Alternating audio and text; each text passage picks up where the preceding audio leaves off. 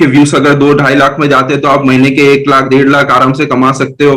और चैनल उड़ गया, मेरा मेरा चैनल ही उड़ गया। हाँ, फुल चैनल उड़ गया। और ये दूसरी बार हो चुका था मेरे चैनल के साथ कि बच्चे को भी पता चल जाएगा कि इसने पेड रिव्यू किया हुआ है। मैं अपने फोन के अंदर नॉर्मली एक फोटो तक नहीं खींचता हूँ, मेरी तो कैमरा को फेस कर पाना तो मेरे लिए बहुत मुश्किल था। हाँ, आप ईमानदार हो इसका मतलब ये नहीं कि हमेशा बैठ के बोलो यार मैंने बहुत ईमानदारी का काम किया है। कि कोविड में ही मैंने जॉब जो है वो मेरी छोड़ दी थी, अभी मैं फुल टाइम रिव्यू कर रहा हूँ। हालांकि मेरे कई सारे वीडियोस में आपका बहुत बड़ा यूनिक, बहुत ही डिफरेंट फिल्म है, इसको ट्राई करिएगा। एक मिनट ये मूवी रिकमेंडेशन का मैराथन शुरू हो चुका है। मुझे आज कॉल आया कि मैसेज आया, मेल आया कि आज इस फिल्म का पेड रिव्यू। आप सभी का अभी का रिव्यू पॉडकास्ट नंबर 5 में।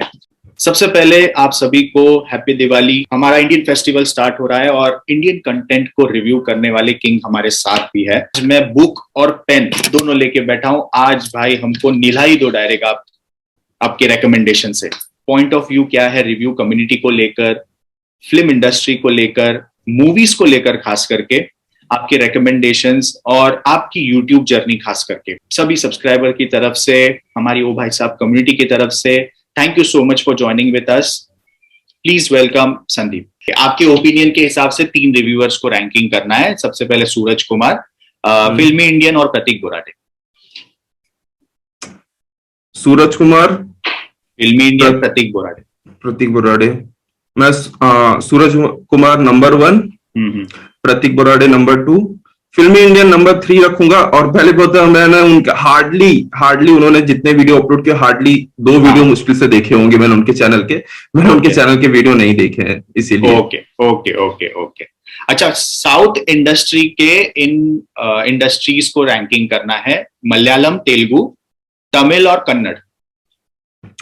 वैसे तो बहुत डिफिकल्ट क्वेश्चन है ये, ऑनेस्टली बहुत, क्योंकि रैंकिंग करना मतलब कह सकते हैं कि किसी के मतलब वो, क्योंकि हर कोई अपने से कोई नीचे नहीं, बट इन द सेंस कि कंटेंट किस तरह से वो ला रहे हैं हमारे सामने। कंटेंट वाइज अगर देखा जाए तो आज के टाइम में डेफिनेटली मलयालम फिल्म इंडस्ट्री सबसे ऊपर आएगी।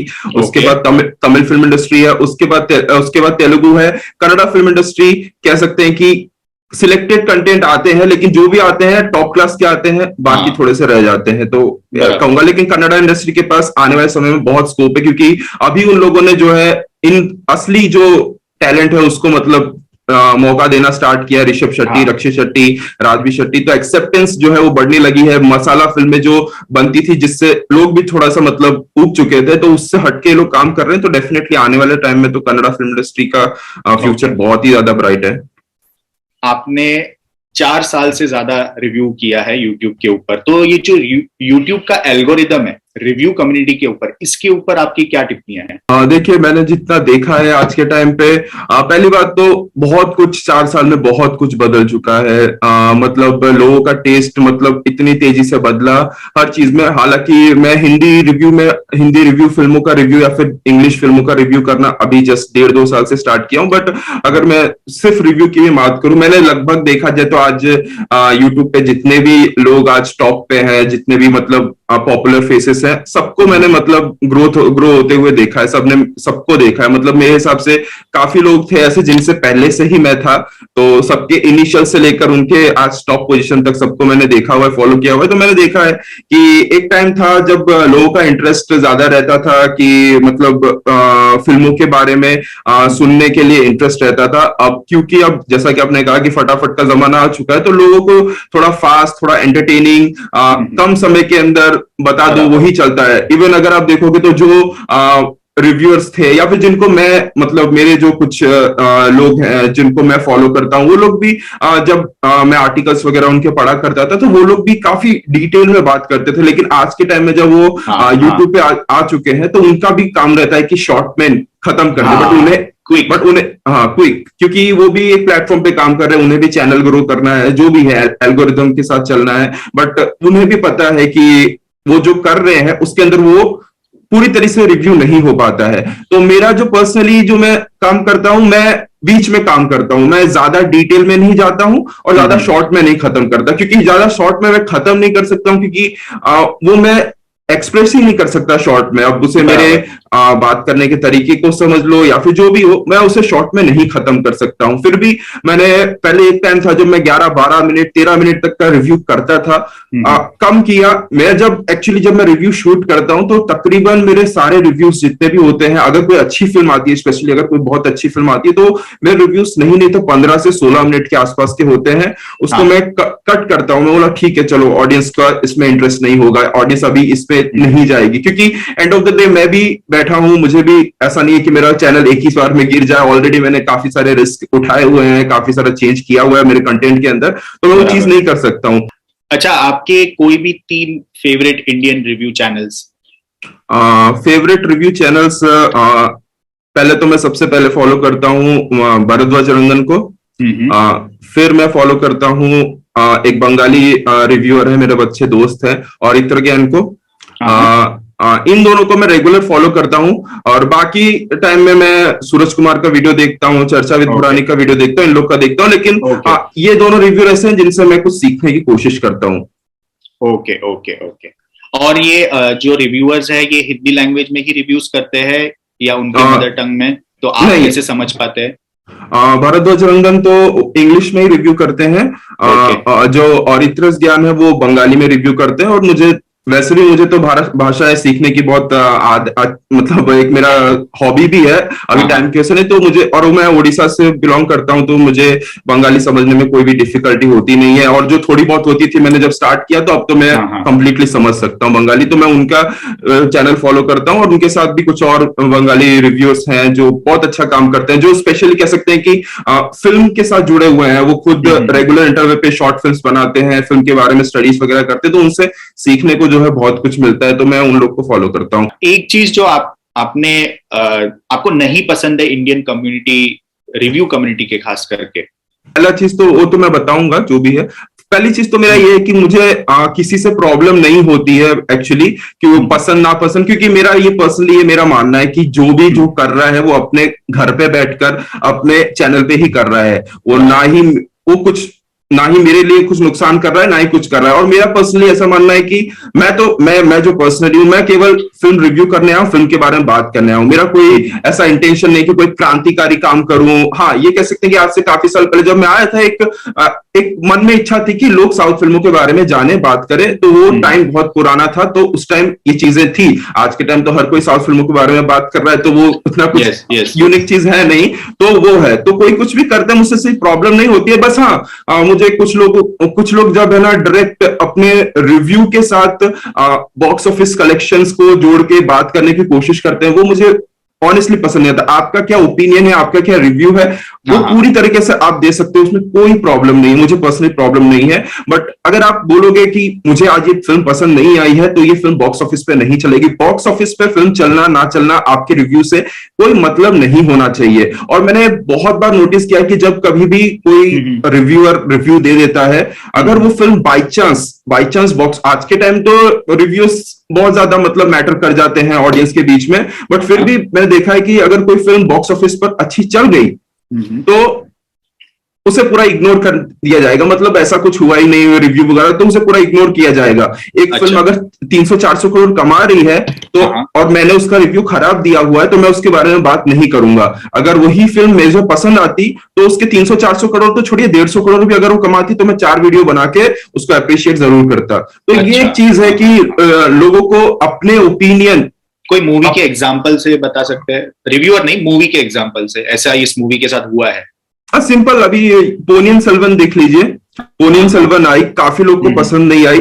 मुझे भी कुछ मेरा जितना फिल्म देखना है, मुझे कुछ एक्स्ट्रा ऑर्डिनरी लगी, लेकिन मुझे कोई बहुत बुरी नहीं लगी, क्योंकि मणिरत्नम की मैंने जितनी फिल्में देखी हुई थी, तो उस हिसाब से मैं प्रिपेयर होके गया था, तो मुझे उतनी कोई बुरी नहीं लगी। आज को फिल्म 400-450 करोड़ कमा चुकी है, बट आप खुद देख लोगे तो हिंदी कम्युनिटी के अंदर उतनी कोई चर्चा है ही नहीं। ऐसा मानो कि एक फिल्म तमिलनाडु के अंदर ही रह गई, आई और गई। इवन वो हिंदी बैट के अंदर भी आज के टाइम में डिसेंट परफॉर्म कर रही है, जितना उसको बिजनेस करना चाहिए था, एक हिट का टैग लेने के लिए वो ऑलरेडी कर चुकी है। बट रिव्यू कम्युनिटी के लिए आई और गई टाइप हो गया है, आई और गई टाइप का हो गया। तो ये है, मैंने रिसेंटली नोटिस किया है। बाकी तो चलिए, जो पेड रिव्यूज वगैरह होते हैं वो तो होते ही रहते हैं, बट जो लोग भी कर रहे हैं, बस मैं उनसे बस इतना कहना चाहूंगा कि आप लोग अगर कर रहे हो, देखिए मैं हूं, मुझे आज कॉल आया कि मैसेज आया, मेल आया कि आज इस फिल्म का पेड रिव्यू करना है, मैंने मना अच्छा। कर दिया, लेकिन मुझे पता है कि इस कंपनी ने कांटेक्ट किया है, तो आपको भी सोचना चाहिए कि अगर वो कंपनी आपको कांटेक्ट कर रही है पेड रिव्यू करने के लिए, तो आप जैसे 10 और को कर चुकी होगी। बराबर। तो उनको तो कहीं ना कहीं पता चल चुका होगा कि आप जो कर रहे हो वो पेड रिव्यू है। ठीक है, आप चाहे डिस्क्रिप्शन में लिंक दो नहीं दो, उन सामने वाले को पता चल जाता है। तो वो चीज देखिए, करना है तो करिए। देखिए, पेड रिव्यू करना मैं नहीं करता, उसका मतलब ये नहीं, किसी की जरूरतें हो सकती है, बट फिर आप दूसरी चीजों पे दूसरों को पॉइंट आउट मत करिए। ठीक है ना, कि दूसरा पेड रिव्यू कर रहा है। अगर आपने किसी अच्छी फिल्म का भी पेड रिव्यू किया है तो पेड रिव्यू ही होता है।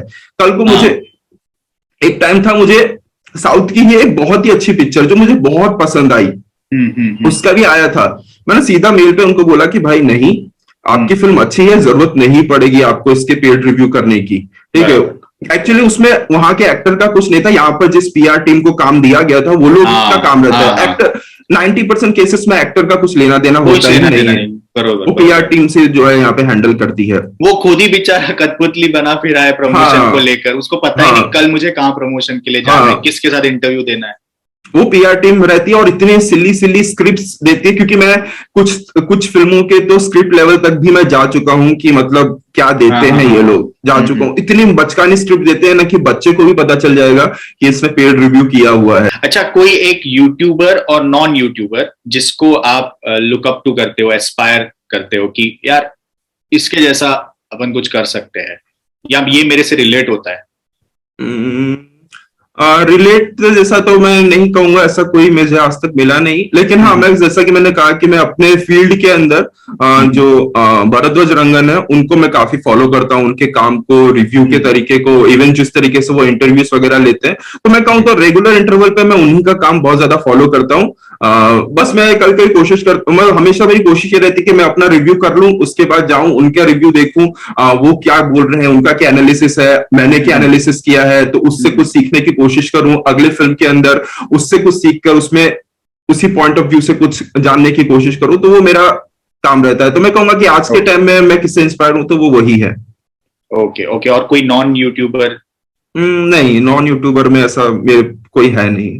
ओके, तो अब हम हमारे सेकेंड पार्ट ऑफ पॉडकास्ट में आते हैं, जिसमें हम आपको समझने की कोशिश करेंगे कि सबसे पहले ऑलमोस्ट 4 years का एक्सपीरियंस है रिव्यू करना, तो आपके हिसाब से ऐसी कोई मूवी आपने देखी हो और जो आपको इतनी ज्यादा हिट कर गई कि आपका बिहेवियर चेंज होना, आपकी सोच बदल देना, ऐसा कुछ आपके साथ हुआ हो, मतलब मूवी चढ़ गई दिमाग पे? देखिए, वैसे तो मैं आपको बताऊं, मेरा जो पर्सनली नेचर है, मैं एक्चुअली में, जो लोग कहते हैं कि मूवीज इंसान को बहुत ज्यादा बदल देती है, लेकिन मैंने अपने आप को इस तरीके से इतने लेवल पे रिस्ट्रिक्ट करके रखा है, कोई फिल्म मुझ पर ज्यादा असर नहीं डाल सकती है। ठीक है, अच्छी तरीके से, बुरी तरीके से हो, कुछ भी तरीके से मुझ पर इतना असर नहीं डाल सकती, बट फिर भी मैंने कुछ फिल्में जैसे देखी थी। एक फिल्म आई थी, अरुवी नाम की एक फिल्म आई थी, तमिल फिल्म है, उसके अंदर मैंने देखा था, वो फिल्म मुझे बहुत ज्यादा एक हिट कर गई थी। एक फिल्म आई थी अपनी सूर्या की और विक्रम की फिल्म आई थी, बहुत पुरानी फिल्म है, पिता मगन नाम की फिल्म है, बहुत पुरानी, फ्रेंडशिप के ऊपर वो एक्चुअली में वो फिल्म है। ये हिंदी में डब हुई है? हाँ, पिता मगन हिंदी में मिल जाएगी, बट हिंदी डबिंग आरओवी मिल जाएगी, आरओवी तो मैं कहूंगा कि आप देख ही लो, क्योंकि आने वाले अगले 1.5 साल में तो रीमेक बनेगा ही उसका, तो अगर आपको ओरिजिनल देखना तो देख सकते। पिता मगन मैं ओरिजिनल रिकमेंड करूंगा, क्योंकि dubbing up to the mark नहीं है, क्योंकि वो पूरी तरीके से एक परफॉर्मेंस लेवल पर काम हुआ है उसके अंदर ज्यादातर, तो वो मैं कहूंगा कि ओरिजिनल में अगर हो सके तो देख सकते, क्योंकि मैं अक्सर फिल्में रिकमेंड कर तो देता हूं, बट मुझे वो सोचना पड़ता है कि अगर सामने वाला इसको हिंदी में देखेगा तो क्या उसे उतनी ही पसंद आ पाएगी, क्योंकि बहुत ज्यादा आजकल डबिंग इंडस्ट्री में इतने प्रॉब्लम्स चल रहे हैं कि डबिंग की क्वालिटी खराब हो चुकी है।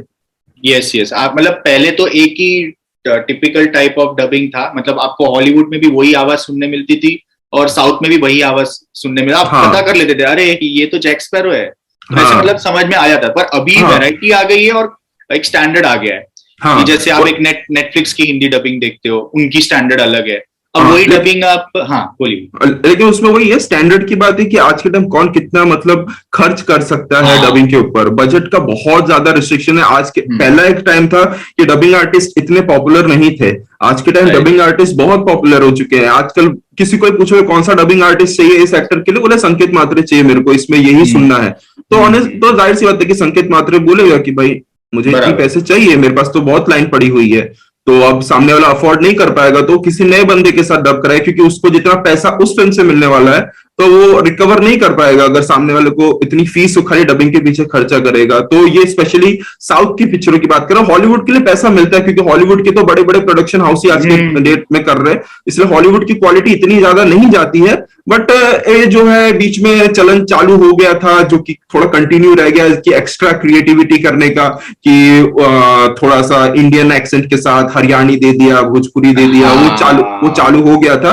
तो वो धीरे धीरे फीडबैक मिला। ये लोग फीडबैक बहुत लेते हैं, ऐसा नहीं कि लोग फीडबैक नहीं लेते, इनका फीडबैक का रहता ही है क्योंकि बाद में इनको आगे प्रॉब्लम होती है, तो फीडबैक ये लोग लेते रहते हैं। तो बड़ी प्रोडक्शन हाउस, बड़ी डबिंग कंपनी फीडबैक्स लेती रहती है। बट कुछ लोग हैं जिनके पास अब खेल खत्म ही हो चुका है। ऑलमोस्ट साउथ की फिल्म का जो डबिंग इंडस्ट्री थी ये पैन इंडिया फिल्मों के आने के बाद ऑलमोस्ट खत्म हो चुकी है। वो लोग कुछ अब जिस तरीके से काम कर रहे हैं वो समझना बहुत मतलब मुश्किल है अब।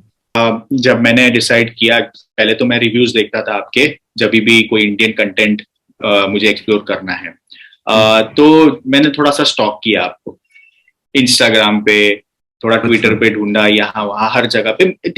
एक ऐसी चीज मैंने ऑब्जर्व की कि आप अपना जितना हो सके फेस रिवील करना अवॉइड ही करते हो हर किसी सोशल प्लेटफॉर्म पे। इनफैक्ट आपका पहला जो Q&A था जो मैंने देखा, वो तक आपका उसमें फेस कैम नहीं था। तो एक्चुअली क्या है ऐसा?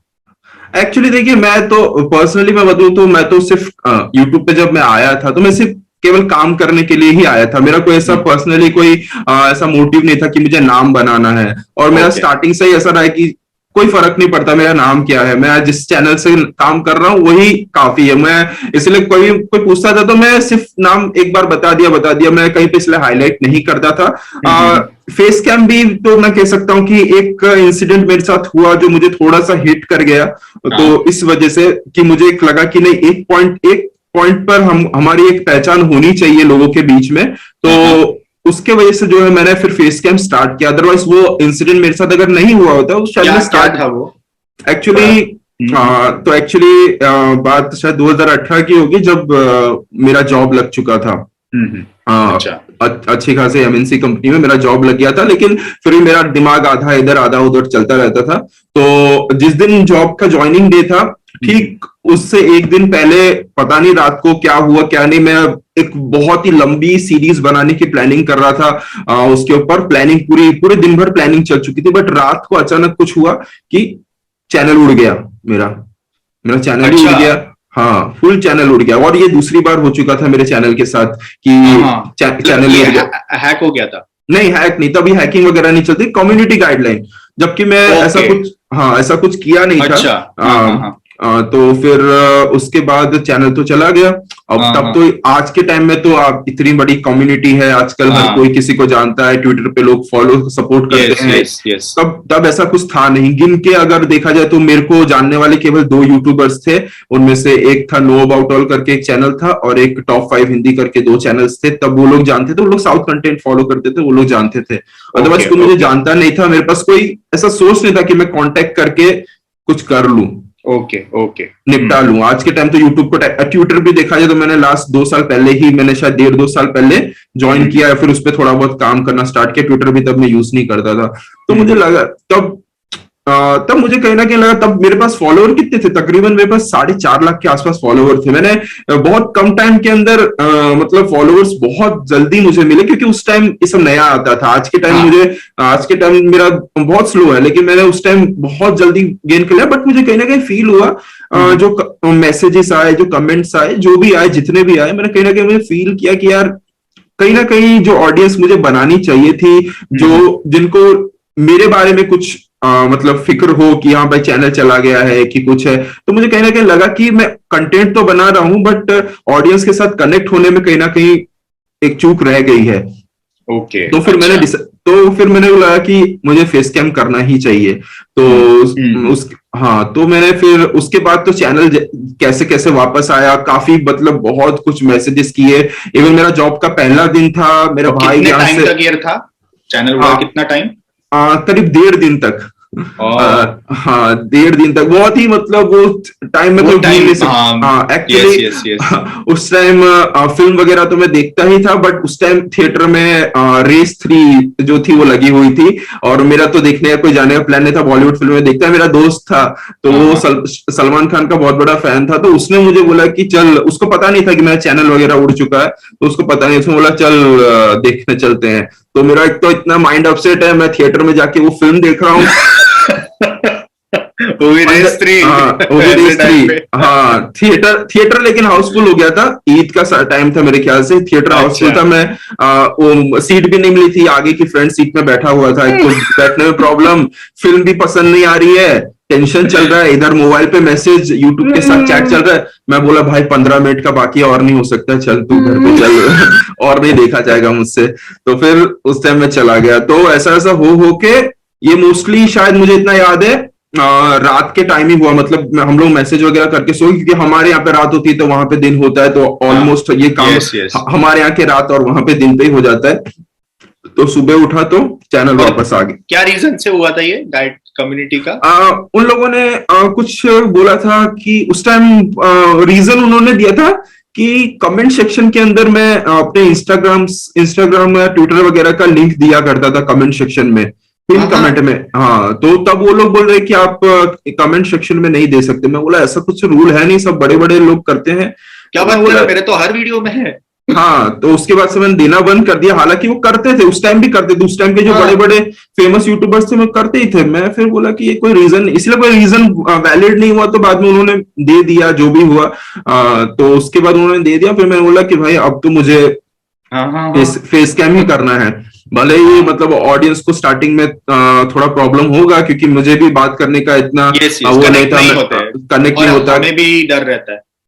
मैं तो मैं अपने फोन के अंदर नॉर्मली एक फोटो तक नहीं खींचता हूँ। मेरी तो कैमरा को फेस कर पाना तो मेरे लिए बहुत मुश्किल था। मेरे फोन में हार्डली शायद एक सेल्फी, अगर उससे पहले कभी पड़ी होगी, मैंने उससे पहले कभी सेल्फी फोटो कुछ नहीं। मेरे को कैमरा फेस करने में बहुत दिक्कत होती थी। हाँ तो हाँ बहुत हाँ हाँ। बहुत कोशिश करके मैंने सोचा कि चलो फेस कैम करते हैं। धीरे धीरे करके स्टार्ट किया, धीरे धीरे सीखा। आदत तो पड़ी जाती है, कैमरा क्या है, आदत ही पड़ने की चीज है, तो आदत बराबर। पड़ जाती है। तो अभी भी ऐसा है कि मैं सिर्फ केवल इस घर के अंदर बैठ के कैमरा फेस कर सकता हूँ। मैंने देखा है कि मैं बाहर जब कैमरा फेस करना रहता है या फिर कोई सामने कैमरा आ जाता है तो मैं नर्वस हो जाता हूँ। कभी ऐसा हुआ है फैन मूवमेंट, या ऐसा किसी ने पहचान लिया हो, या ऐसा कुछ? पहली बात तो ये फैन वाली चीज तो मैं शब्द यूज करता ही नहीं हूँ, लेकिन सब हाँ मेरे हाँ हमारे मैं दोस्त ही बोलता हूँ। हाँ और हाँ, ये अभी रिसेंटली जब मैं गया था इसके, एक बार सबसे पहली बार जो चैनल से जुड़े एक भाई मिले थे मुझको। मैं मुंबई में था उस टाइम, मुंबई हम्म। में ट्रेनिंग में था। तो उस टाइम 2.0 का ट्रेलर थिएटर में रिलीज किया गया था, टीजर, मुझे इतना याद है।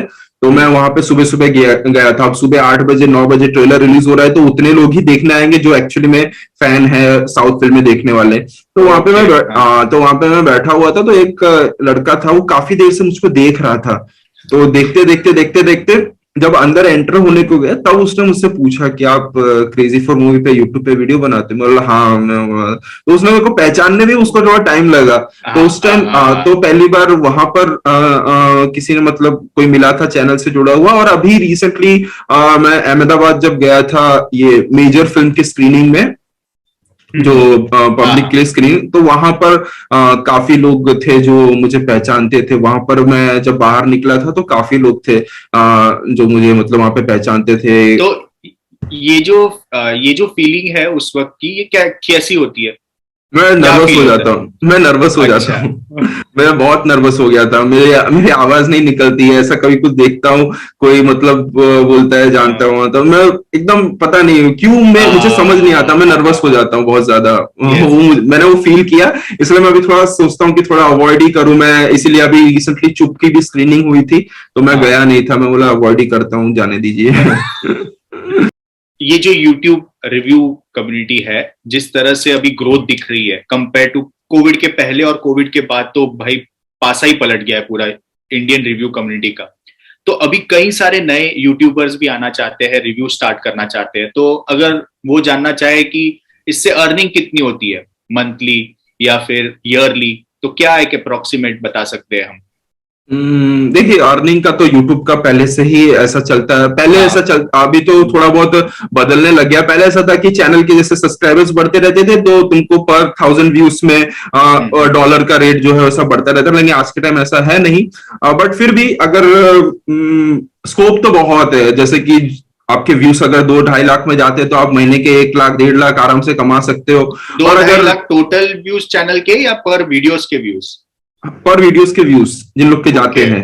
हाँ, और अगर नए हो तो भी मैं कह सकता हूँ कि अगर आपके डिसेंट व्यूज आ जाते हैं, अगर अब वो आज के टाइम में है कि आज के टाइम जो भी नए रिव्यूअर्स आ रहे हैं, मैं कभी कभी सर्च, क्योंकि मेरा दूसरा चैनल है जहाँ पे मैं हिंदी का रिव्यू करता हूँ, तो कभी कभी मैं मेरे फीड में नए आ जाते, क्योंकि जितने भी नए रिव्यूअर्स आ रहे हैं वो हिंदी फिल्म रिव्यू करने वाले ही ज्यादा जुड़ते हैं। तो मैं देखता हूँ नए नए रिव्यूअर्स हैं, तो कभी कभी चैनल पे भी चला जाता हूँ किसी का वीडियो देखते देखते, तो मैं देखता हूँ कि बहुत सारे, मतलब एक ही दिन में मतलब 3-3 4-4 रिव्यूज वो कर देते हैं, 2 दिन के अंदर ही काफी सारे रिव्यूज कर देते हैं। तो अगर आप उस फ्रीक्वेंसी को मेंटेन रखते हो तो आपके व्यूज अगर ज्यादा नहीं भी आते तो भी मेरे हिसाब से आप आसानी से 30-40 हजार कमा ही सकते हो, मेरा जितना कैलकुलेशन है। और अगर कम बनाते हो तो डेफिनेटली आपको उस हिसाब से करना पड़ेगा। और मुझे पर्सनली ऐसा फील होता है कि जो फ्रीक्वेंसी इतनी ज्यादा है वो ऐसा ही है, एक इंसान का अगर व्यूज ज्यादा आने लगेगा तो वो डेफिनेटली कोशिश करेगा कि थोड़ा सा अपने आप को होल्ड करके कंटेंट को इम्प्रूव किया जाए।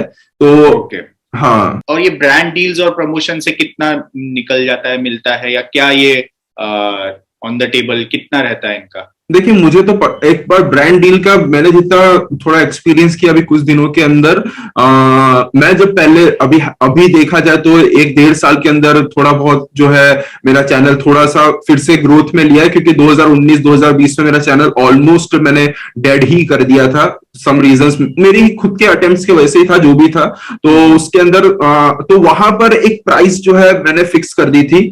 तो उस टाइम में जो लेता था, तो एक बार आपने प्राइस फिक्स कर दी तो उसके बाद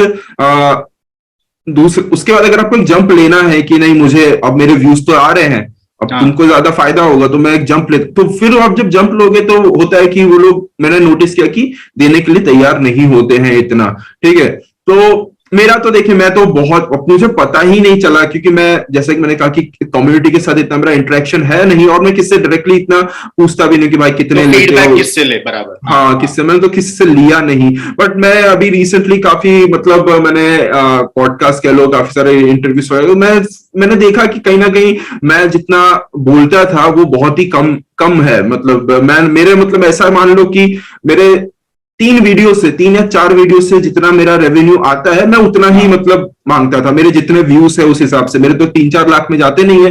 मेरा 50-70,000 अगर कोई फिल्म आती है पॉपुलर तो 1 से 1.5 लाख के बीच में व्यूज आते हैं मेरे आज के टाइम में, तो मैं उस हिसाब से मैं अपना मांगता था। बट उसके अंदर तो मैं तो हार्डली, मैं बोलूँ तो आज के टाइम में 3 से 4 ही ब्रांड से जिसके साथ मैं काम किया हुआ हूं। मैंने लगभग, मेरे पहले से ही मतलब सब क्लियर था कि मुझे किन चीजों पे पेड प्रमोशंस करने हैं, किसके नहीं करने। हाँ, स्टार्टिंग में मैंने कुछ ऐसे किए थे जो यूट्यूब की गाइडलाइंस के खिलाफ थे, जैसे कि यूट्यूब वीडियोस वगैरह डाउनलोड कैसे करते हैं, डाउनलोड करने के लिए जो एप्स आते थे पहले, उन सब का मैंने किया हुआ था स्टार्टिंग में, बट वो यूट्यूब गाइडलाइंस के खिलाफ थे। उसके बाद तो मैं एकदम क्लियर ही था, भले ही मेरे को पैसे नहीं आएंगे उसके बाद मैं क्लियर था। मैं सिर्फ देखा जाए तो गिन के कैश करो का और ये अभी जो कुकू एफएम का आता है इनका ही मैं करता हूँ। बाकी ना ही कोई बैटिंग ऐप, ना ही कुछ, इवन पर्सनल केयर प्रोडक्ट्स के भी आते हैं, वो जो कि सबसे डेंजर चीज है। मतलब पर्सनल केयर प्रोडक्ट्स के सबसे डेंजर चीज मेरा पर्सनली मानना है, क्योंकि वो डायरेक्टली आपके मतलब बॉडी पर इफेक्ट करते हैं। तो वो वैसे भी प्रोडक्ट्स आ रहे हैं, कुछ बोल रहे हैं आप खुद टेस्ट करके दे दो, आपको क्या जरूरत है करने की, आपको तो सिर्फ सामने वाले को बताना है। बोलो मैं सामने वाले को कैसे बताऊं भाई, मैं अगर किसी चीज को प्रॉब्लम फेस कर रहा हूं, मेरे अगर बाल में, हेयर में कुछ प्रॉब्लम है, मैं महंगे से महंगे प्रोडक्ट्स यूज करके जब उसका सॉल्यूशन नहीं निकाल पा रहा हूं, तो तुम्हारे 400-700 रुपए के प्रोडक्ट में सॉल्यूशन तो मिलेगा नहीं, तो सामने वाले को मैं झूठ कैसे बोलूं। तो एक बैटिंग ऐप को मतलब कह सकता हूँ, बैटिंग ऐप को अगर प्रमोट करना है उससे डेंजर काम तो ये है, तो वहां पे तो थोड़ा बहुत पैसे का नुकसान होगा, यहाँ पे तो सीधा आपके हेल्थ का नुकसान जा रहा है। हाँ, तो वो तो और डेंजर चीज है, तो मैंने तो क्लियर करके रखा हुआ है। अब तो मैं आता है तो कहीं कहीं पर मैंने ऑलरेडी टाइप करके रखा हुआ है कि ये चीजें अगर आपको करनी है तो साइड। वो फिल्म रिव्यू वगैरह भी मैंने ऑलरेडी मना करके रखा है, जिनको पता है एक बार दो बार तो फिल्म रिव्यू के लिए मुझे आया है।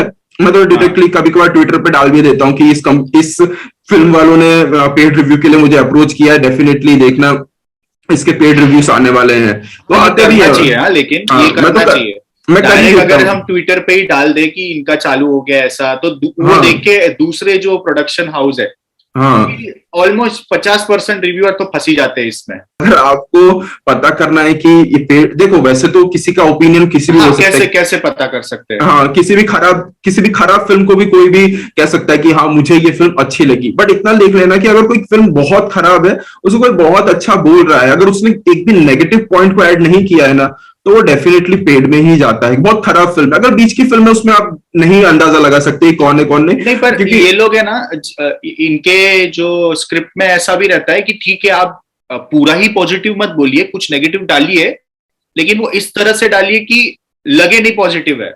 हाँ, मतलब ये नेगेटिव है, लेकिन ये कैरेक्टर डेवलपमेंट के लिए जरूरी था, मूवी स्लो हाँ, है, तो ऐसा। हाँ, लेकिन मैंने मैंने आज तक जितने स्क्रिप्ट्स को देखा हुआ है उसमें मेरे को हम्म। तो सीधा मना कर दिया गया है कि नहीं, नेगेटिव नहीं। इवन अभी एक हाँ। बॉलीवुड की पिक्चर आई थी जो कि एक कह सकते हैं कि मैग्नम ओपस उसको बोल रहे थे, नाम नहीं लूंगा, लेकिन उसके लिए मुझे आया, तो मैंने बोला कि देखो भाई, ये इस फिल्म का तो मुझे पहले से डाउट है, ये तो जाने ही वाला है, मैं तो कहूंगा हाँ। जिसको भी दोगे वो तो जाने ही वाला है। तो मैं बोला कि क्या है, तो बोलते नहीं तुम, उसने पहले बोला कि नहीं, अगर तुमको पॉजिटिव नेगेटिव दोनों बोलना है बोलो, कोई बात नहीं, हमारी तरफ से कुछ इनिशियल पोर्शंस लिखे दिए जाएंगे तो तुम उसको बोल देना। मैं बोला अच्छा। कि ठीक है, देखते हैं, मैं फिल्म देख के आता हूँ उसके बाद बात करता हूँ। तो फिल्म देख के आया, मुझे तो फिल्म पसंद नहीं आई, below average to below average ठीक ठाक ही लगी। मैं वो उसका फोन आया, मैंने बोला कि अब देख भाई, मुझे तो फिल्म पसंद नहीं आई है, तू नेगेटिव्स बोलने की परमिशन देता है तो आगे कुछ सोचते हैं, क्योंकि तू मुझे रिव्यू करने की दे रहा है फ्रीडम। तो फिर मैंने उसको बोला, फिर उसने बोला कि नहीं यार, मैंने बात किया उनसे तो वो बोल रहे हैं कि कोई नेगेटिव पॉइंट नहीं होना चाहिए, करना है तो पूरा हाँ। पॉजिटिव, कोई पॉइंट अगर नेगेटिव में है तो उसको आप टच मत करो, उसको जाने दो, ऐसा करके। मैं बोला देख भाई, पहले से फिल्म फ्लॉप भी होने वाली है और फिल्म खराब भी है, तो उसमें बचने का चांस भी नहीं होगा, और तू इसका ट्राई भी मत कर। तो मेरा थोड़ा उसके ओके। साथ अंडरस्टैंडिंग अच्छा था, तो वो भाई समझ गया। बाकी बहुत लोग बहुत फॉलो करते, बहुत कॉल करते हैं कि भाई कर लो, अच्छा पैसा बराबर देंगे, बराबर। अच्छा पैसा देंगे, वो अच्छा। रहता है। अच्छा। तो इतना ओके। रहोगी कि नेगेटिव नहीं करने देंगे वो लोग, तुमको नेगेटिव बोलने ही नहीं देंगे। बोलने ही नहीं देंगे, हाँ।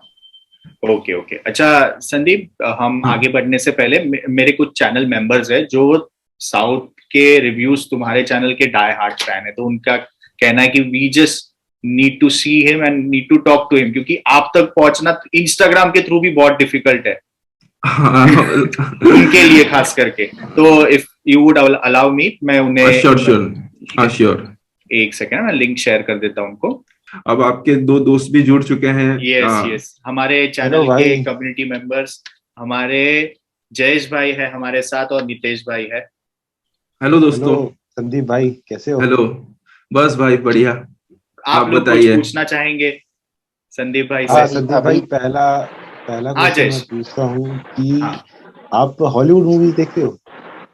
बहुत कम देखता हूँ। जब मैं पहले यूट्यूब में नहीं था तब मैं देखा करता था हॉलीवुड फिल्में, विल स्मिथ की फिल्में देखा करता था, कुछ साइंस फिक्शन फिल्में आती थी वो देखा करता था, लेकिन बहुत लिमिटेड नॉलेज है मुझे हॉलीवुड का। कि एक्चुअली मैंने आपको जैसे कि बताया था अभिषेक भाई को, कि मैंने फिल्म देखने का जो इंटरेस्ट डेवलप हुआ वो साउथ फिल्म देखने के साथ ही हुआ, और एक बार उसके अंदर जब मैं घुसा तो इवन बॉलीवुड की फिल्में देखना भी मेरी छूट गई।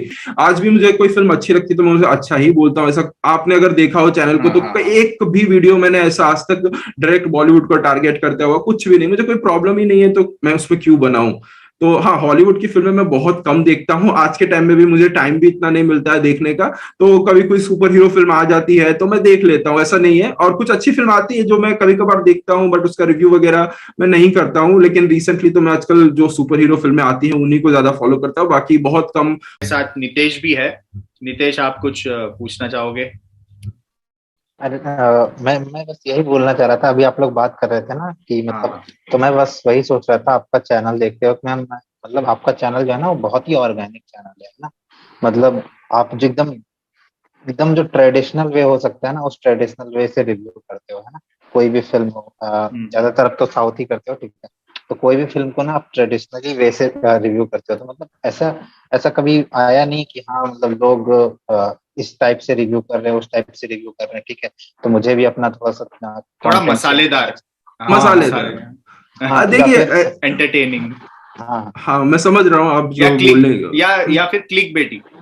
क्लिक बेट चलो क्लिक बेटी तो चलो चलेगा, कभी कभार मैंने ट्राई किया हुआ है, ऐसा नहीं है। क्लिक बेट तो मैं करता ही हूँ कभी कभार, लेकिन फिर भी वो करने के लिए मुझे अपने आप से 10 बार पूछना पड़ता है। मेरा थंबनेल मेरा भाई बनाता है तो उसको भी 10 बार हम सोचते हैं कि भाई ये करे कि नहीं करे। तो वो क्लिक बेट तक नहीं।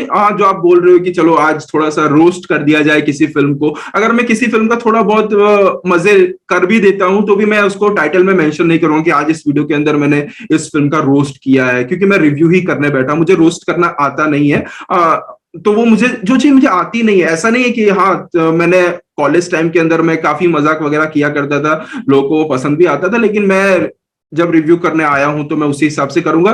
कुछ टाइम पहले ऐसा नहीं है कि कोशिश की हुई, जब मैं थोड़ा ये जो इन्फॉर्मेशन वाले वीडियोस वगैरह बनाया करता था, जब मेरे पास बहुत ज्यादा टाइम होता था, जो पीरियड मैंने आपको बताया जब मैं जॉब कर रहा था, जब मेरे पास टाइम कम होता था, तब मैं ट्राई करता था कि स्क्रिप्ट लेवल पे थोड़ा बहुत हल्की फुल्की एक कॉमेडी डाले जो थोड़ी सी क्लीन हो, क्योंकि मुझे नहीं पता है कि मेरी वीडियो 15 साल का लड़का देख रहा है या फिर 40 साल का आदमी देख रहा है, मुझे पर्सनली पता नहीं है। तो मैं एकदम थोड़ा सा क्लीन रखते हुए कुछ बार ट्राई किया है, और जितना फीडबैक मिला है ऑडियंस को पसंद भी आया है। बट मुझे मेरा ऐसा मन नहीं करता है कि मैं आज कुछ आऊं मजाक करूं, क्योंकि मुझे ऐसा पसंद लगता है कि शायद मैं वो नहीं कर सकता हूं, और मेरा इतना करने का मन भी नहीं करता है। बट हाँ ये कह सकता हूं कि डेफिनेटली आज को 6 महीने बाद जब मेरे पास थोड़ा और मौका आ जाएगा तो डेफिनेटली आपको मेरे रिव्यू के अंदर एक इंप्रूवमेंट देखने को मिलेगी। मैं कुछ हल्के फुल्के और चेंजेस करूंगा, बट वो एंटरटेनिंग वे में नहीं होगा। मेरा जो स्टाइल है उसी स्टाइल के अंदर ही आपको कुछ इंप्रूवमेंट या फिर कुछ डिफरेंट आप शायद हो सकता है नोटिस कर सकते हो, बट मैं कोशिश तो यही करूंगा कि आप नोटिस ना कर पाओ। मैं उसी वे में मतलब इतना धीरे धीरे उस चीज को अपने रिव्यूज के अंदर ऐड करना स्टार्ट करूंगा कि लोग नोटिस ना कर पाए। अच्छा संदीप, कभी ऐसा हुआ है जैसे अभी आपने शेयर किया कि एक टाइम था जब 1920 में आपका चैनल ऑलमोस्ट डेड हो गया था, तो उस टाइम पे कभी ऐसा क्रिएटर्स ब्लॉकेज आया है, या आपको ऐसा लगा है कि यार वो फेस क्या था, उससे ओवरकम कैसे किया? क्योंकि अभी जब मैं देखता हूं तो वो तो कभी ऐसा लग ही नहीं रहा है कि चैनल डेड हुआ है, वो चल ही रहा है, बहुत बहुत बढ़िया।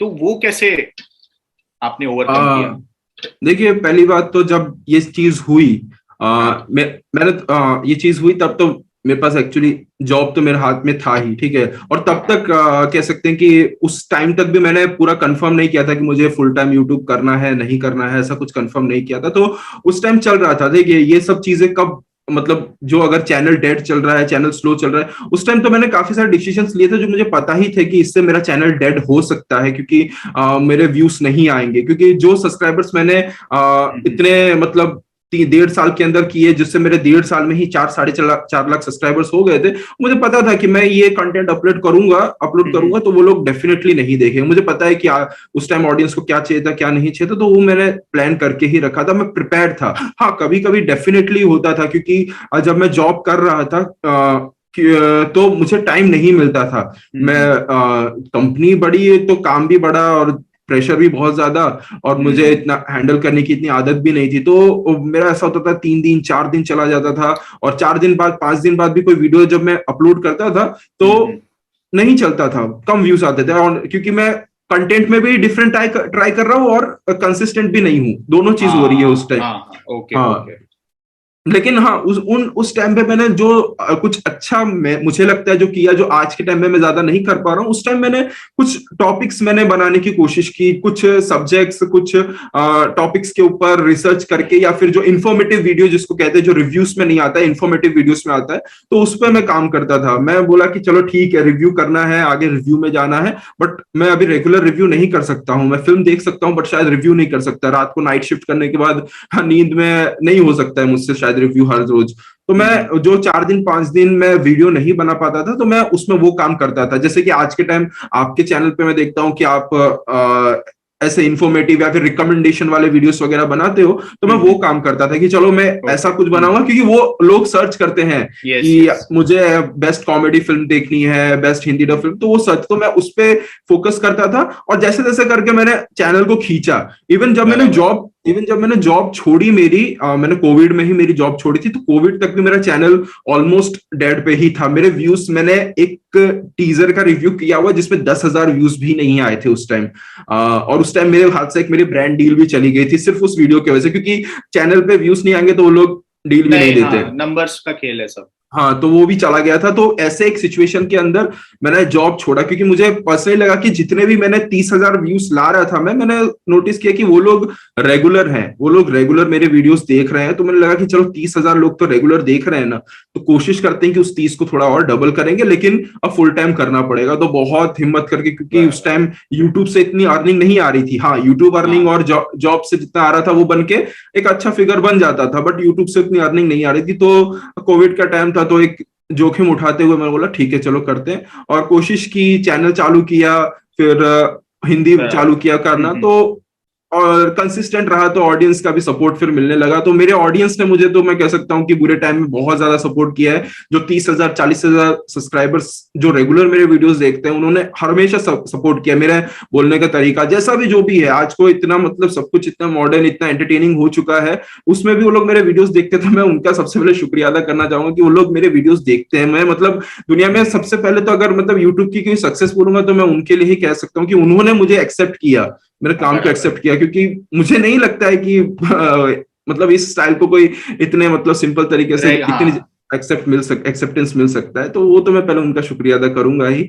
अच्छा संदीप, ये जो अभी चलन चल रहा है रीमेक्स का बहुत ज्यादा बॉलीवुड से, तो मतलब अब पहले तो चलो 4-5 के बाद एक आध रीमेक सुनाई पड़ती थी, अब तो हर दूसरी मूवी बॉलीवुड से रीमेक ही हो रही है, साउथ से उठा के। तो इस पे क्या टिप्पणी है आपकी? देखिए, रीमेक तो मैं ऐसा नहीं कहूंगा कि बॉलीवुड में ही हो रही है। आज के टाइम में टॉलीवुड भी रीमेक कर रहा है। देखा जाए तो सिर्फ एक मलयालम फिल्म इंडस्ट्री है जो साल में हार्डली 1 या 2 रीमेक कर जाती है किसी फिल्म का, ठीक है। अच्छा। बाकी तो सभी इंडस्ट्री में रीमेक्स चल ही रहे हैं। और बॉलीवुड में बस मैं यही कहना चाहूंगा कि देखिए कि बॉलीवुड में रीमेक्स नजर में ज्यादा इसीलिए आ रहे हैं क्योंकि जो बॉलीवुड के जो फेस माने जाते हैं, जो भी बड़े स्टार्स हैं, तो जिनकी फैन फॉलोइंग, वो लोग रीमेक में अगर जब घुसते हैं तब ये रीमेक्स ज्यादा जो है आंखों में खलती है, तब रीमेक्स ज्यादा नजर में आ जाती है। आज के टाइम में टॉलीवुड में चिरंजीवी जी ने रीमेक किया तो लगा कि हाँ चलो टॉलीवुड के अंदर भी रीमेक बन रही है और खराब रीमेक बन रही है, ठीक है।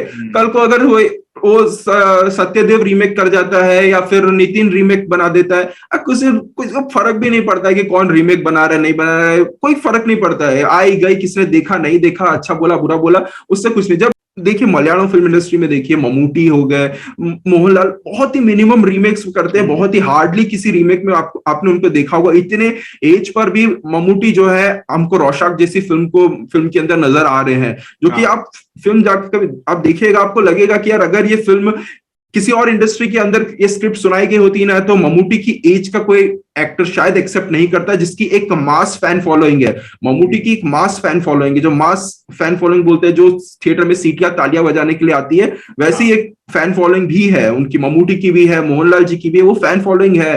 बट फिर भी ऐसी स्क्रिप्ट को सिलेक्ट करके फिल्म बनाना, और वो चल भी रही है वहां पर, क्योंकि वहां पर उन्होंने रेगुलर इंटरवल पे ऑडियंस को उस तरीके का प्रोडक्ट दिया है, वो माइंडसेट ऐसा बन चुका है। वही अगर अचानक से सडन कल को चिरंजीवी जी अगर कर देंगे तो मे भी हो सकता है ऑडियंस बोले कि यार बोरिंग है यार, सेंस बंद। अब ऑडियंस क्या चाहती है उसके ऊपर डिपेंड करता है। हालांकि ऑडियंस ने तो रिसेंट टाइम में साफ साफ रिजेक्शन चालू कर दिया है हर इंडस्ट्री में, बॉलीवुड में भी रिजेक्शन हो रहे हैं, टॉलीवुड में भी रिजेक्शन हो रहे हैं। तमिल फिल्म इंडस्ट्री में जिन फिल्मों के रीमेक्स वगैरह बन रहे हैं वो कह सकते हैं कि ऐसे मीडियम बजट के अंदर बन रहे हैं और हिंदी फिल्मों के बनाते हैं। टॉलीवुड का एक मैंने देखा, टॉलीवुड बोल रहा हूँ सॉरी, तमिल फिल्म इंडस्ट्री का जो एक है मैंने नोटिस किया है, वो लोग बॉलीवुड फिल्मों का रीमेक बनाते हैं। अच्छा, क्योंकि हाँ, कुछ एग्जांपल्स? जैसे कि अभी शायद एक कौन सी बधाई हो की रीमेक आई थी वहां पर अभी रिसेंटली। हाँ, ऐसे पहले में अमिताभ सर की पिंक भी हुई है। हाँ, तो वो ऐसा और क्या रहता है कि अंधाधुन भी शायद आई गेस वो अंधाधुन, वही मैंने बताया ना, नितिन ने रीमेक किया था टॉलीवुड के अंदर, तमिल के अंदर भी अभी होने वाला है, ठीक है। तो ऐसी देखिए ये सब कुछ फिल्में जब रहती है ना कि चलो थोड़ा किसी पिक्चर में ऐसा एक्टर है जो साउथ में ज्यादा पॉपुलर नहीं है, तो वो लोग उन फिल्मों का रीमेक करते हैं और ऐसी फिल्म, और वहां पे हिंदी फिल्मों का रीमेक चल सकता है। हो सकता है कि अगर कल को मलयालम फिल्म का रीमेक तमिलनाडु के अंदर बनाया जाए तो उसकी चलने की कोई गारंटी नहीं है, क्योंकि मलयालम और तमिल ऑडियंस जो है वो मलयालम ऑलमोस्ट, जैसे कि मैं एक ओडिशा का हूं, मुझे बंगाली जितनी समझ आ जाती है, तमिल ऑडियंस को भी उतनी मलयालम समझ आ जाती है, तो वो लोग देख ही लेते हैं, तो वो रिस्क रहता है। अच्छा संदीप, आप अभी फुल टाइम रिव्यूज कर रहे हैं? हाँ, मैं फुल टाइम कर रहा हूँ। मैंने जैसे कहा कि कोविड में ही मैंने जॉब जो है वो मेरी छोड़ दी थी। अभी मैं फुल टाइम रिव्यू कर रहा हूँ। हालांकि जब मैंने जॉब छोड़ा था तो मुझे सामने से बोला गया था, क्योंकि ये यूट्यूब का लाइन ऐसा है कि हर किसी को लगता है कि बहुत ही जोखिम भरा है। ऐसे भी है, भी जोखिम भरा है थोड़ा सा। कभी भी चैनल जा सकता है, किसी का कोई भरोसा है नहीं। अभी तो हुआ इंसिडेंट, हाँ, योगी मैंने भाई का देखा। चैनल गया था, अच्छा। पर वो तो चलो सबके सब लोग ने सपोर्ट दिखाया तो वापस 2 दिन में आ गया है। सबका इतना अच्छा नहीं रहता। हाँ, नहीं रहता है, किसी के 6 महीने, 4 महीने, 2 हफ्ते भी लग जाते हैं। हम्म। तो उस बीच में मैंने फिर भी सोच के मतलब जॉब मैंने छोड़ ही दी थी, क्योंकि मुझसे हैंडल नहीं हो रहा था। और अगर 1 साल और मैं जॉब कंटिन्यू कर देता तो डेफिनेटली ये चैनल इस लेवल पे चला जाता कि फिर मैं शायद कोशिश करके भी उसे नहीं उठा सकता था। तो ओके। उस टाइम मैंने जॉब मेरा जो है उसको छोड़ दिया। और मुझे हालांकि मेरे को वहां से थोड़ी बहुत गारंटी मिल गई थी कि अगर तेरा यूट्यूब में नहीं जमता है तो हम तेरे को फिर से ले लेंगे, क्योंकि मेरा जो परफॉर्मेंस था वो सब ठीक ही था, मतलब मैनेजर वगैरह से ओके। अच्छा था, तो उन्होंने कहा ले लेंगे। बट ऐसी कोई जरूरत तो 2 साल हो गया अभी तक पड़ी नहीं है, तो वो एक भगवान की कृपा है मेरे ऊपर अभी तक तो।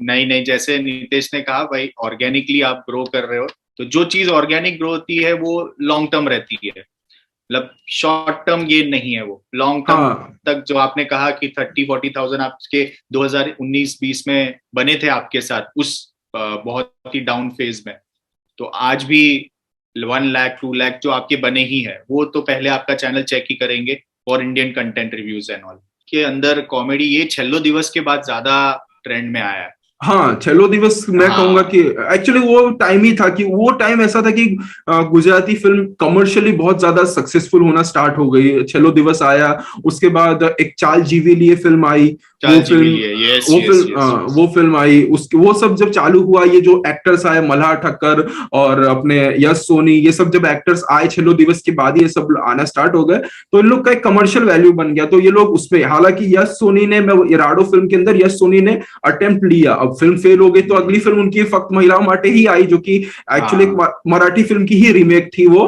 मराठी फिल्म की रीमेक थी, और गुजराती में रिलीज हुई, बहुत अच्छी चली, 15-16 करोड़ रुपए आसानी से कमाए। वही राडो फिल्म शायद 2-2.5-3 करोड़ में ही सिमट गई वो पिक्चर। तो अच्छा। वो है ओके अभी ओके। ऑडियंस यहाँ पे क्या, फैमिली ऑडियंस ज्यादा है गुजराती के अंदर। हर कोई पूरे हाँ। परिवार के साथ जाना पसंद करता है। तो वहीं पर राडो फिल्म के अंदर जब से मार धाड़ हो रही है, खून खराबा हो रहा है, तो फैमिली के साथ देखने में लोग कंफर्टेबल फील नहीं करते हैं। तो यूथ को आगे निकल के इन फिल्मों को सपोर्ट करना चाहिए। बट यूथ जो है दूसरी फिल्मों के अंदर लगी हुई है, तो गुजराती फिल्में देखने जाती तो नहीं है। बहुत ज्यादा उनको आउटस्टैंडिंग कुछ करना पड़ेगा, जैसे कन्नड़ा में हाँ, केजीएफ आई, तब हाँ, जाके कन्नड़ा का इंडस्ट्री का नाम बना है।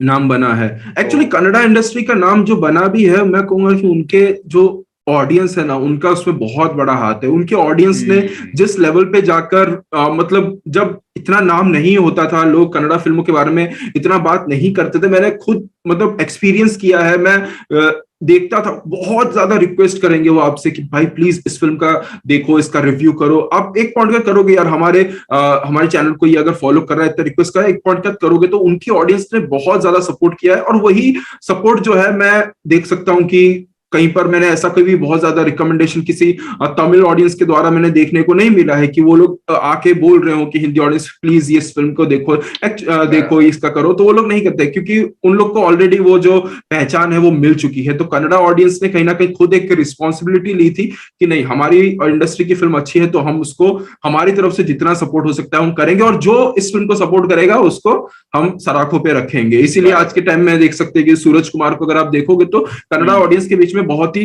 पॉपुलर है वो, तो वो बराबर। उनके तरफ से बहुत सपोर्ट रहता है। तो वो चीज है, ऑडियंस का बहुत बड़ा रोल होता है कि वो अपनी इंडस्ट्री के को कैसे सपोर्ट करती है। अच्छा अच्छा, आगे बढ़ने से पहले संदीप, आपके उधर ठंडी बहुत है क्या? स्पेक्स पे वो फॉग आ गया है। अच्छा अच्छा, अभी मेरा ना एक क्वेश्चन और है, ठीक है? हाँ बोलो। एक और, जैसे कि डिबेट चलता रहता है ना कि Bollywood versus south, Bollywood versus south. हालांकि मतलब आप तो कभी उतना टॉक्सिक गए नहीं है, आपने तो मतलब अगर जो आपने कभी चर्चा भी की तो एकदम नॉर्मल तरीके से चर्चा की, ठीक है? तो ये जो डिबेट मतलब इस टाइम पे चल रहा है, ठीक है, बॉलीवुड वर्सेस साउथ, और एक तरफ रीजनल सिनेमा, ठीक है, मलयालम या कन्नड़ा इतनी आउटस्टैंडिंग फिल्म्स दे रही हैं, ठीक है, तो आपको मतलब क्या लगता है कि आप बॉलीवुड भी आप देखते ही हो, ठीक है, आपको क्या लगता है कि बॉलीवुड कहाँ पे चूक जा रहा है? जैसे बॉलीवुड में अभी लगातार एक रीमेक्स का फ्लॉप सिलसिला चल रहा है। लेट्स सी दृश्यम 2 क्या कर पाती है कि नहीं, वो ट्रेंड तोड़ पाती है कि नहीं। तो हाँ, यही क्वेश्चन है। देखिए, एक तो मैं कहूंगा कि आपके इस सवाल के अंदर भी एक जवाब इसके अंदर छुपा हुआ है। आपने ऐसा कि कहा कि सिंपल रहता है, ठीक है। अब सिंपल को मैं बोलूं तो रिलेटेबल ज्यादा रहता है। उनके जो नॉर्मल फिल्में आती हैं, अगर कोई नॉर्मल फिल्म आ रही है उसके अंदर भी जो कैरेक्टर्स लिखे जाते हैं वो काफी रिलेटेबल रहते हैं। अभी अगर वहीं आप रिसेंटली कुछ बॉलीवुड फिल्मों को फॉलो करोगे, उसके अंदर कैरेक्टर्स ऐसे रहेंगे कि यार आप बोलोगे यार ऐसा तो मैंने कभी कुछ देखा नहीं है यार, मुझे पसंद नहीं आ रहा है ये चीज, मैं विश्वास कैसे कर लूं इस चीज के अंदर। ठीक है, हाँ होता होगा, ठीक है, लेकिन मुझे ये विश्वास कैसे होगा इसके अंदर। दूसरा, बॉलीवुड अब हो चुका है उनका मतलब ऐसा, अब देखते हैं आने वाले टाइम के अंदर वो किस तरीके से बदलाव लाते हैं। लेकिन एक पॉइंट के बाद बॉलीवुड ने सोचा कि हमको वेस्टर्न चीजों को फॉलो करना चाहिए, तो उस चीजों को जब उन्होंने फॉलो करना स्टार्ट किया तो वहीं से प्रॉब्लम आनी स्टार्ट हो गई। अभी मैंने ऋषभ शेट्टी का एक इंटरव्यू में फॉलो कर रहा था, उसके अंदर उन्होंने कहा कि चीज जितनी ज्यादा रीजनल होगी उतनी ज्यादा यूनिवर्सल होगी। ठीक है, तो हमको यहीं की चीजों को दिखाने की कोशिश करनी चाहिए, जो हो रहा है उसको दिखाओ, ठीक है ना। अभी क्यों कंटेंट की कमी, कंटेंट की कहीं पर कभी कमी नहीं पड़ती है। इतना बड़ा मतलब हमारा हिस्ट्री है, इतना बड़ा मतलब इतने मतलब पुराणों में इतनी सारी चीजें हैं, उन्हीं चीजों को लेकर आज को इतनी सारी फिल्में साउथ में बन रही हैं। कहाँ जा रहे हैं, कहाँ चूक रहे हैं, ठीक है ना। ऐसा नहीं है कि जो चीजें एजेंडा ड्रिवन जो फिल्में बॉलीवुड में बन रही है ऐसी साउथ में नहीं बनती, हर जगह बन रही है, ऐसा नहीं है कि नहीं बन रही है। बट उनका एक कन्विक्शन रहता है कि वो बनाएंगे तो उसको उस तरीके से वो प्रेजेंट करेंगे। लेकिन बॉलीवुड जो है ना, वो पूरी तरीके से बाहर निकल के काम करता है, पूरी तरीके से बाहर निकलेगा, जो चीजों लोगों को हजम ही नहीं हो पा रही है। तो बॉलीवुड को कोशिश ये करनी चाहिए, देखिए कोशिश तो वो लोग क्या करेंगे वो उनके पता, कोशिश ये करनी चाहिए कि जितना रूटेड अब चीजों को जाए, रूटेड फिल्में बनाए। अभी बॉलीवुड को जरूरत है कि यार बहुत यूनिक सोचने की ज्यादा मतलब जरूरत नहीं है। यूनिक कहाँ सोचो आप, प्रॉपर पहले कमर्शियल फिल्मों के साथ ऑडियंस को फिर से आप अपने साथ जोड़ना स्टार्ट करो। जो कमर्शियल फिल्में आना बंद हुई, जो मसाला फिल्में आना बंद हुई, उससे ऑडियंस टूटी गई। ऑडियंस का ऐसा नहीं कि ऑडियंस को हमेशा मसाला फिल्में ही देखनी है, ऑडियंस का ऐसा नहीं है। ऑडियंस को अगर आप आज एक एक्टर एक बढ़िया मसाला फिल्म बना के उसके साथ दिखाता है तो ऑडियंस बोलेगी हाँ ठीक है, अगली बार अगर कुछ वो एक्सपेरिमेंटल ट्राई करता है तो हम देखने जरूर जाएंगे। तो एक पॉइंट, फिल्म जोड़ती है ऑडियंस को कैरेक्टर एक्टर के साथ। मुझे पर्सनली कहीं ना कहीं फील हो रहा है कि पिछले कुछ समय के अंदर जो ऑडियंस बहुत ज्यादा जुड़ी हुई थी बॉलीवुड के साथ, कि उनके एक्टर्स के साथ वो जो कनेक्शन है वो कहीं पर टूट चुका है। बहुत सारे रीजंस हुए हैं, तो जो कनेक्शन है उससे पहले जोड़ना पड़ेगा। और सबसे पहला कारण वो जुड़ेगा तब जब आप यहाँ के रूटेड चीजों को अगर आप प्रेजेंट करोगे, मसाला कमर्शियल प्रॉपर कमर्शियल फिल्में जो थोड़ा सा सेंस बनाती है। अब कमर्शियल फिल्में मतलब आप हीरोपंती 2 बना के रखोगे तो वो कमर्शियल फिल्म नहीं है, वो उसके अंदर भी आपका वेस्टर्न टच आप डालने की कोशिश ही कर रहे हो। प्रॉपर करो, सेंसिबल तरीके से चीजों को करो और कोशिश करो कि ऑडियंस को पहले अपने साथ कनेक्ट करो। अच्छा Sandeep, before we end the podcast, कुछ जाते हुए कुछ ऐसे आपके यूट्यूब जर्नी के जो चढ़ाव उतार जो रहे हैं उसके कुछ टिप्स जो आप शेयर करना चाहो, अगर कोई यूट्यूब एस्पायर अगर सोच रहा है रिव्यू स्टार्ट करने की या कुछ भी, या हमारे लिए कोई टिप्स? नहीं, टिप्स तो मैं बस इतना ही, मेरा तो काम, मेरा सिंपल फंडा है, ईमानदार रहो, बस ईमानदार रहो। सबसे पहले चीज ईमानदार रहो। कुछ भी कर रहे हो, रिव्यू कर रहे हो, कहीं कुछ लिख रहे हो, कुछ भी कर रहे हो, ईमानदार रहो। उसके बाद जो होगा देखा जाएगा। ईमानदार रहोगे तो कहीं ना कहीं आदमी, आप ईमानदार हो इसका मतलब ये नहीं कि हमेशा बैठ के बोलो यार मैंने बहुत ईमानदारी का काम किया है, आज मैंने एक फिल्म का नेगेटिव रिव्यू कर दिया तो आज मैं बहुत ऑनेस्ट हो गया हूं। ये नहीं, ईमानदारी बहुत सारी चीजों में कंसिस्टेंट रहनी चाहिए और वो आपको बोलने की जरूरत नहीं पड़नी चाहिए। वो ऑडियंस को खुद पता चलना चाहिए। और दूसरी चीज, कोशिश करो कि क्वांटिटी से ज्यादा थोड़ा सा क्वालिटी पे ध्यान दो। कोई जरूरत नहीं है कि भाग दौड़ के आज दिन में 6 फिल्मों का रिव्यू करना है, आज दिन में हमें 6 वीडियोस अपलोड करने हैं, टारगेट पूरा करना, कोई जरूरत नहीं है। बहुत सारी ऐसी फिल्में आती हैं जिसको देखने के लिए आपको दिमाग को ठंडा करना पड़ता है। आपको मैं एग्जांपल देना चाहूंगा, रिसेंटली तमिलनाडु के अंदर एक तमिल फिल्म आई जिसका नाम था वेंदे तनिनड कार्ड, वीटी के शॉर्ट में सिलम्बरसन टीआर स्टारर फिल्म थी। सिलम्बरसन का एक टाइम पर एक मास फैन फॉलोइंग रह चुकी है, प्रॉपर मास फैन फॉलोइंग। उनकी पिछली फिल्म मानाड थी जो कि एक काइंड ऑफ कमर्शियल फिल्म ही थी, प्रॉपर एंटरटेनिंग फिल्म थी। तो उसके उनके जो डायरेक्टर हैं गौतम मेनन, उन्होंने क्या किया, उन्होंने वहां पे 4 बजे के शो होंगे, सुबह 4 बजे के अर्ली मॉर्निंग शो। ये शोज कब रखे जाते हैं, जब कोई एक्टर की फैन फॉलोइंग पीक पर हो और at the same time commercial film आ रही हो कि सीटियां तालियां बजे, मतलब मजा आ जाए, ऑडियंस नाचती कूदती रहे।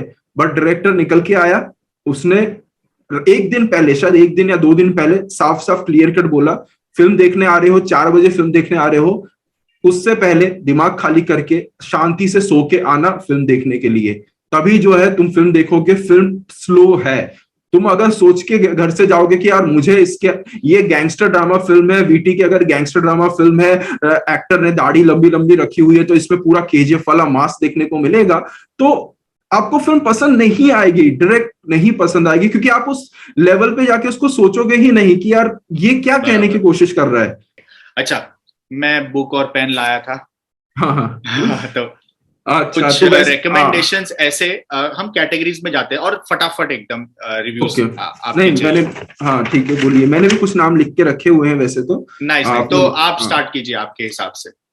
ठीक है, अगर देखिए मैं पहले तो, अगर आपको थोड़ा यहाँ पे सबसे पहली फिल्म है, मैं आपको बताना चाहूंगा, अगर आपको कॉमेडी के अंदर कुछ देखना है अंडररेटेड, देखिए मेरा आज तो पर्सनली ये मानना है कि आज के सोशल मीडिया के जमाने में अंडररेटेड गिने चुने चीजें बच चुकी हैं, लेकिन मैं अंडररेटेड इस पॉइंट ऑफ व्यू से बोल रहा हूँ कि हिंदी ऑडियंस ने ज्यादा नहीं देखा होगा। साउथ के अंदर हो सकता है कि मे बी ये फिल्म बहुत पॉपुलर हो, पर हिंदी ऑडियंस ने स्टारकास्ट या फिर पॉपुलैरिटी को लेकर शायद इस फिल्मों को मिस कर दिया हो। ठीक है, एक मिनट नितेश, तुम नोट बना रहे हो क्या? हाँ मैं बना रहा हूँ। अरे वाह भाई, तो अपने मेंबर्स के ग्रुप में डाल देना भाई। ठीक है, मैं तो लिख रहा हूँ। हाँ यस संदीप भाई। तो सबसे पहले तो एक डायरेक्टर है, मणिकंडन नाम के एक डायरेक्टर है, उनकी 2016 में एक फिल्म आई थी, आडवन काटलई नाम की फिल्म आई थी, जो हिंदी में है पप्पू पासपोर्ट नाम से, गोल्ड माइंस पे मिल जाएगी। पप्पू पासपोर्ट नाम से विजय सेतुपति स्टारर फिल्म है, कॉमेडी फिल्म है, कुछ सोशल इश्यूज को यहाँ पे टच करने की कोशिश की गई है, बहुत ही बेहतरीन डायलॉग्स लिखे गए हैं, तो उस फिल्म को आप एक बार ट्राई जरूर करिए। हिंदी डबिंग की गारंटी मैं पर्सनली नहीं लेता हूं, क्योंकि मैंने पर्सनली ओरिजिनल में देखी है, बट हिंदी में ये फिल्म आपको देखने को मिलेगी। सेम डायरेक्टर की इसी साल एक फिल्म आई है, कड़ से व्यवसायी, सेम विजय सेतुपति है, बहुत ही मतलब बहुत ही लिमिटेड रीच है, सोनी लिव पर ये फिल्म मिलेगी, आप जरूर देखिए, सबटाइटल्स के साथ है, ये हिंदी में नहीं है। एक फिल्म है जो मैं कहूंगा कि आप सभी को देखनी चाहिए, जो स्पेशली सुपर हीरो फैन है, जो कुछ original super hero, Indian original super hero film देखना चाहते हैं। एक फिल्म आई थी Aavasavyuham, the airbase documentation of amphibian hunt, ये नाम की फिल्म आई थी आवस्य व्यूहम। बहुत ही मतलब बहुत ही लेयर्ड फिल्म है, उस फिल्म के अंदर इतने लेयर्स हैं, इतने सोशल इश्यूज को टच किया गया है, एट द सेम टाइम बहुत ही एक ओरिजिनल सुपर हीरो फिल्म है वो, आप जरूर देखिए इस फिल्म को, बहुत ही अंडररेटेड फिल्म है, बहुत ही कम इसके बारे में बात किया गया है, इवन मैंने भी अपने अंडररेटेड सीरीज में इसको रिसेंटली ऐड किया है, हिंदी में भी है, डबिंग डिसेंट है, बट बहुत ही यूनिक, बहुत ही डिफरेंट फिल्म है, इसको ट्राई करिएगा। एक मिनट, ये मूवी मैराथन का मैराथन शुरू हो चुका है। संदीप भाई एक मिनट, ये जो आवाज है ये है कहीं अवेलेबल कहाँ है, अगर आपको पता हो तो वो भी बता दिया। हाँ, सोनी लिव पर ये मिल जाएगी, सोनी लिव ओटीटी प्लेटफॉर्म पर आवश्यक व्यूहम हिंदी में भी आपको मिलेगी। इसके बाद जैसा कि मैंने कहा कि मेरी one of the favourite film 2016 में आई फिल्म अरुवी। हाँ अरुवी तो मैं सबसे पहले आज चेक करने वाला। गोल्ड माइंस में मिलेगी, ओरिजिनल वर्जन मैं रिकमेंड करूंगा, बट देखना चाहो तो उसमें देख सकते हो। इसके बाद 2 फिल्में जो मुझे और ज्यादा पसंद है, वैसे तो कमल हसन जी की मैंने बहुत फिल्में देखी है, मुझे बहुत पसंद है उनकी फिल्में पुरानी। अनबे शिवम ट्राई कर सकते हो आप। हाँ, हो सकता है कि उसमें कुछ चीजें हैं जो थोड़ी बहुत प्रॉब्लमेटिक तरीके से लग सकती हैं कुछ लोगों को, बट उस फिल्म को एक बार ट्राई जरूर कर सकते हो, उसमें आपको काफी कुछ सीखने को मिलेगा, राइटिंग और कैरेक्टर लेवल पर। अनबे शिवम कमल हसन और आर माधवन उस फिल्म के अंदर है। तो दूसरी फिल्म है पिटा मगन, जो कि मैंने कहा था, जो कि सूर्या और विक्रम उसके अंदर आपको मिलेंगे। पिटा मगन फिल्म है, हिंदी में भी है, बट ओरिजिनल रिकमेंड करूंगा। इसके बाद अगर आपको एक कह सकते हैं कि थोड़ा और कॉमेडी फिल्म में जाना है, तो एक तेलुगु फिल्म आई थी जो कि बहुत अंडररेटेड है, जिसका नाम है ए नगराने की ए महिंदी, जो हम पहले जो फिल्म शुरू होने के स्टार्ट में जो डायलॉग सुना करते थे ना कि इस शहर को ये हुआ क्या, वो लाइन आता था, तो उसी लाइन से वो तेलुगु वर्जन है, उसी लाइन का यहाँ पर ये इसका टाइटल दिया गया है कि ये नगरा। हाँ, कॉमेडी है, यूथ के साथ काफी रिलेटेबल फिल्म है, तो ये मैं रिकमेंड करूंगा देखना। इसके साथ मैं कहूंगा कि एक और, अगर आपको थोड़ा सा फील गुड टाइप की फिल्म देखनी है, उसके अंदर मैं कहूंगा कि मल्ली रावा नाम की एक फिल्म आई थी, मल्ली रावा नाम की। ये फिल्म आपको मिलेगी सन नेक्स्ट पर, सबटाइटल्स मिल जाएंगे, हिंदी डब अभी तक इसका आया नहीं है, ठीक है। ये एक बहुत ही अच्छी फिल्म है। और इसके अलावा अगर आपके पास टाइम होना तो मैं रिकमेंड करूंगा कि जो कन्नड़ा एक्टर है उपेंद्र जिनकी अभी कब्जा नाम की फिल्म आ रही है, तो आप जाइए इंटरनेट पर, उनकी जो फिल्में जो उन्होंने खुद डायरेक्ट की हुई है, बहुत पुरानी फिल्में उन्होंने जो डायरेक्ट की है, जैसे कि उपेंद्र नाम की, उन्हीं के नाम की सेम नाम की फिल्म है उपेंद्र नाम की, उसका हिंदी डब मिलेगा क्योंकि कन्नड़ा वर्जन का सबटाइटल नहीं है, लखन नाम से उसका हिंदी डब वर्जन आपको देखने को मिल जाएगा, वो ट्राई करिए। और एक उनकी ए नाम की फिल्म है, वो ट्राई करिए। हाँ, अच्छा, दोनों ही साइकोलॉजिकल थ्रिलर टाइप की फिल्में हैं, बहुत ही कह सकते हैं कि आप देखोगे तो पुराने टाइम की फिल्में हैं, बहुत ही अहेड ऑफ इट्स टाइम वाली जो फिल्म कहते हैं वो उन्होंने उस टाइम बनाई थी। तो उनकी एक और फिल्म अभी आने वाली है जो कि कह सकते हैं कि बहुत ही मतलब मच अवेटेड फिल्म है, उसका भी देखिए। उनकी एक और फिल्म ऐसी आने वाली है जिसको लेकर इतनी कोई चर्चा अभी तक नहीं हुई है, तो उपेंद्र की आप ट्राई कीजिए फिल्में देखने की। तो ये कुछ फिल्में हैं जो मैं कहूंगा कि आप देखिए। एक और फिल्म है, एक फिल्म 2020 में आई थी, अगर आपको आपने अगर विसरने नाम की फिल्म देखी होगी, अपनी वेट्री मारन की फिल्म आई थी, वो फिल्म अगर आपने देखी होगी, अगर आपको जय भीम टाइप की फिल्म अगर आपको कुछ देखना है उसके अंदर, हाँ, तो उसके लिए मैं एक फिल्म रिकमेंड करूंगा जिसका नाम है कावल तुर्रई उंगल ननबन, कावल तुर्रई उंगल ननबन, ठीक है। ये फिल्म आपको ZEE5 पर देखने को मिल जाएगी सबटाइटल्स के साथ। इसका हिंदी डब्ड वर्जन जो है वो आने वाला है, बट अभी तक आया नहीं है। पुलिस क्या आपकी दोस्त है, एक्चुअली इसका तमिल वर्जन का जो टाइटल है उसी का ये ट्रांसलेशन है, इस नाम से इसका हिंदी डब वर्जन आने वाला है, बट अभी तक जो है आया नहीं है। अगर आ जाता है तब अगर आप कंफर्टेबल हो तो उसमें देखिए, बट ये कुछ फिल्में हैं जो मैं कहूंगा कि आपको एक बार ट्राई जरूर करना चाहिए। क्योंकि मैंने भी लॉकडाउन से ही साउथ की मूवीज को एक्सप्लोर करना चालू किया, उसके पहले तो हॉलीवुड ही चलता था। अच्छा। तो जैसे मैंने कैथी देखी पहली, तब मैं एकदम शॉक में आ गया कि यार ये क्या मतलब, और वो मूवी हिंदी में भी देखी है मैंने, मैं सबटाइटल्स रीड कर करके देख रहा था, तब मेरे को समझ में आया कि इतना स्ट्रगल तो हम हॉलीवुड में भी ना ले। मतलब देखा है सबटाइटल्स में मेहनत करने की कोशिश करी है, बट फिर वो उब जाता है, यार क्या यार मजा नहीं आ रहा, इजी टू अंडरस्टैंड नहीं हो रहा। बट कैथी में फिर उसके बाद फिर दूसरी हुई, तीसरी, और फिर बाद में आपके चैनल पे जो बिंज वॉच किया है मैंने आपके चैनल को, तो मेरे कई सारे वीडियोस में आपका बहुत बड़ा हाथ है, उसके लिए मैं आपको दिल से थैंक यू करना चाहूंगा। अरे नहीं, शुक्रिया। मैं भी खास करके इंडियन रिव्यूज, इंडियन मूवीज को लेकर आपका बहुत बहुत शुक्रिया। आपने मतलब आपसे मतलब आपने मतलब देखा है, वही बड़ी बात है। मतलब आज के टाइम में तो आप सभी लोग तो बहुत ही मतलब पॉपुलर भी हो, आपका काम भी बहुत अच्छा लगता है। मैंने एक ही थाली के चट्टे बट्टे अपन सब। हाँ, वो तो है, सभी लोग हैं, सबका अपना अपना टैलेंट है, अपने अपने लेवल पे हर कोई बेस्ट करने की कोशिश कर ही रहा है, वो तो बात सही है। बाकी आप सभी का बहुत बहुत शुक्रिया, आपने मुझे यहाँ पे बुलाया। उम्मीद करेंगे कि आने वाले समय में भी और भी ऐसे बिल्कुल